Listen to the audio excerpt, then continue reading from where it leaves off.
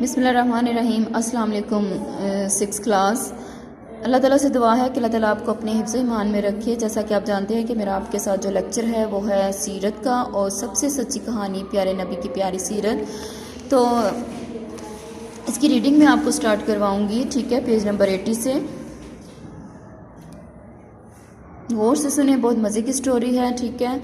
ایک قابل اعتماد آدمی عبداللہ بن عقید کی ڈیوٹی لگائی گئی کہ سواری کے 2 اونٹ ہر وقت تیار رکھے تاکہ ہجرت کے وقت انہیں استعمال کیا جا سکے، اور سب سے اہم بات یہ کہ غار ثور کا انتخاب اس لیے کیا گیا کہ مکہ شہر سے یہاں تک کا راستہ بہت پتھریلا اور دشوار گزار تھا، اس لیے کوئی اس غار کی جانب جانے کا سوچتا بھی نہیں تھا۔ عبداللہ نے بتایا، یہ تو واقعی زبردست تدبیر اور منصوبہ تھا۔ سردار نے گفتگو میں حصہ لیتے ہوئے کہا، رحمت دو جہاں صلی اللہ علیہ وسلم نے اپنے جانثار ساتھی ابو بکر صدیق کے ساتھ رات کی تاریکی میں مکہ سے غار ثور کا سفر بہت احتیاط سے کیا تاکہ کسی کو اس کی خبر نہ ہو سکے۔ غار ثور میں پہنچے تو ابو بکر صدیق نے غار کو اچھی طرح صاف کیا تاکہ آپ وہاں آرام کر سکیں۔ عبداللہ کی بات جاری تھی کہ باکو نے پوچھا، محمد صلی اللہ علیہ وسلم جنہیں سرداروں نے بہت مہارت و منصوبے کے تحت قتل کرنے کا پروگرام بنایا تھا، جب وہ اس منصوبے میں بری طرح ناکام ہو گئے تو اس کے بعد انہوں نے کیا نیا منصوبہ بنایا، یا خاموش ہو کر بیٹھ گئے؟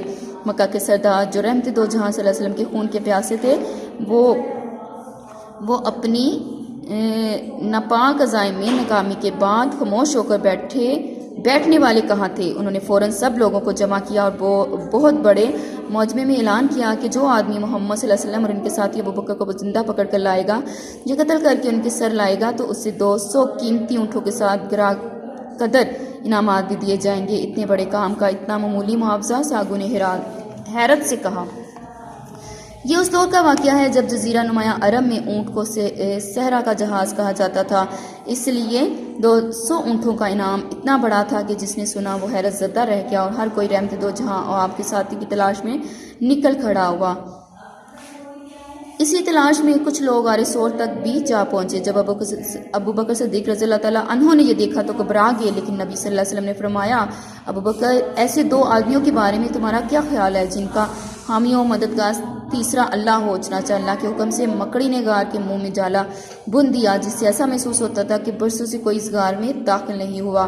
عبداللہ نے بتایا، اس کا مطلب ہے کہ مکہ سے یثرب تک ہجرت کے سفر میں کوئی بھی محمد صلی اللہ علیہ وسلم اور ان کے ساتھی تک نہ پہنچ سکا۔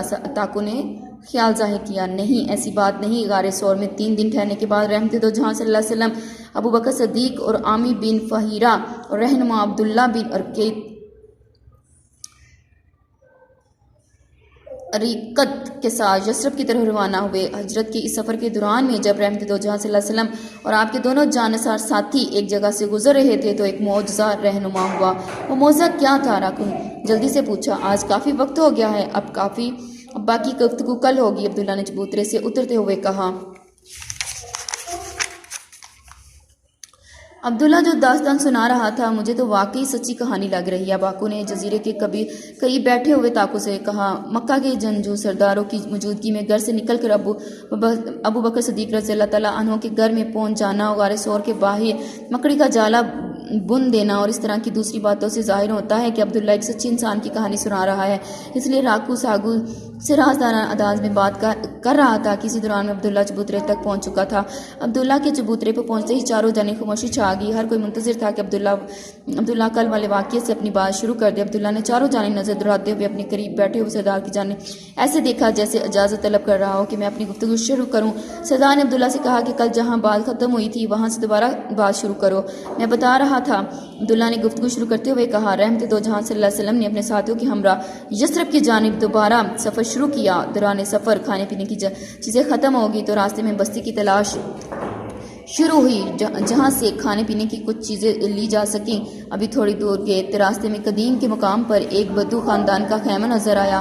نبی صلی اللہ علیہ وسلم نے دیہاتی خاتون ام معبد سے کھانا پینے کی چیزیں طلب کی تو ام معبد نے بتایا کہ خشک سالی کے ان دنوں میں صرف ایک کمزور سی بکری ہے جس کے تھنوں کا دودھ خشک ہو چکا ہے۔ عبداللہ نے ابھی اتنا ہی کہا تھا کہ باکو نے جلدی سے پوچھا، ام معبد کے ہاں کھانا پینے کی کوئی چیزیں نہ ہونے کی وجہ سے محمد صلی اللہ علیہ وسلم اور ان کے ساتھیوں کا کیا بنا؟ میں یہی بتانے لگا تھا۔ عبداللہ نے گفتگو کا سلسلہ دوبارہ کرتے ہوئے کہا، رحمت دو جہاں صلی اللہ علیہ وسلم نے ام معبد کی کمزور اور مریل بکری کے تھنوں کو اپنا مبارک ہاتھ لگایا تو ان سے اتنا زیادہ دودھ نکلا کہ سب لوگوں کا پیٹ بھر گیا، بلکہ مزید دودھ کا بڑا برتن بھر گیا۔ اس کے بعد یہ مختصر قافلہ پھر اپنے سفر پر روانہ ہو گیا۔ تھوڑی دیر بعد مبی کا شوہر گھر آیا تو دودھ سے بڑا برتن دیکھ کر حیرت میں پڑ گیا۔ چنانچہ اپنی بیوی سے پوچھنے لگا کہ یہ کہاں سے آیا ہے۔ بیوی نے بکری سے حاصل ہونے والے دودھ اور مسافروں کا ذکر کیا۔ یہ سن کر ابو موب نے کہا، یہ تو وہی مسافر لگتا ہے جس کو قریشی مکہ تلاش کر رہے ہیں۔ اس سفر میں اور کوئی عجیب واقعہ پیش آیا؟ راکو نے پوچھا۔ ہاں، ایک واقعہ اس سے بھی عجیب پیش آیا۔ عبداللہ نے بتانا شروع کیا۔ ہوا یوں کہ جب رحمت دو جہاں صلی اللہ علیہ وسلم اور آپ کے جانشین ساتھی موب کے خیمے سے آگے گئے تو آپ کا گزر ایک ساحل کے قریب سے ہوا۔ تو پیارے بچوں، میں آج کی ریڈنگ یہیں پہ ختم کرتی ہوں، پیج نمبر 83 تک۔ تو کل انشاءاللہ تعالیٰ میں اس کی ریڈنگ دوبارہ 84 سے سٹارٹ کرواؤں گی، ٹھیک ہے؟ کہ اللہ حافظ، دعاؤں میں یاد رکھیے گا اور اس کہانی کو مزید دلچسپی کے ساتھ سنیں اور خود پڑھیں، ٹھیک ہے؟ اوکے، اللہ حافظ۔